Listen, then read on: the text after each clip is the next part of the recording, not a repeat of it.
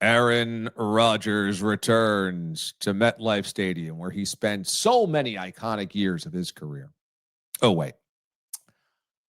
I thought we were going to get a good, if not very good, Aaron Rodgers effort. And I think we all have assembled here on a Sunday night under the Church of Watch DA and have recognized that I, the pastor here, have been extremely critical, if not at times personal, when it comes to my Aaron Rodgers distaste.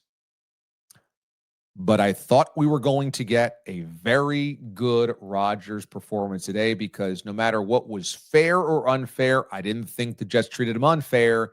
You knew Rodgers was going to frame it as it was unprofessional. I did not think we would have an Aaron Rodgers offense that looked that good, and that he would look that good. Now, granted, there's a couple of lucky bounces there. There's a ball that bounces from a receiver into the air, into another receiver, down back into the receiver on the ground to catch it. There is a 60-yard field goal.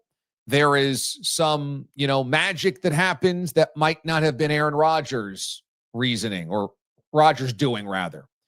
But he looked pretty good. He looked pretty good. And when asked after the game if it felt good to beat Aaron Glenn, since Glenn gave him his walking papers, he said it feels good to beat anybody associated with the New York Jets. You knew he was going to take this thing personally. You just knew. Whether it was right or wrong, you knew he was going to take it personally. And I don't know if Rodgers can conjure that thing up for every week. He's not going to play the Jets every week. He's not going to play his former teams every week. But he might be able to conjure up. Everybody thought I was done. Everybody thinks I'm toast. Everybody thinks I'm old. Well, watch this. The Steelers signed Cam Hayward finally on the eve of the season. They gave Jalen Warren that money, so now he's the guy. They brought in DK Metcalf, and we all turned up our nose and said, for what? For what? Another 9-8, 10-7. You make the playoffs. You're one and done in the postseason. For what? For what? For what, Mike Tomlin? But today, even though it was not a dominant effort because the Jets nearly had it, it was certainly something that I think the Steelers fan is not used to much.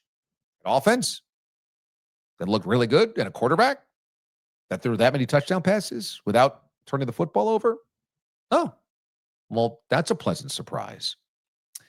That was a pleasant surprise for the Steelers.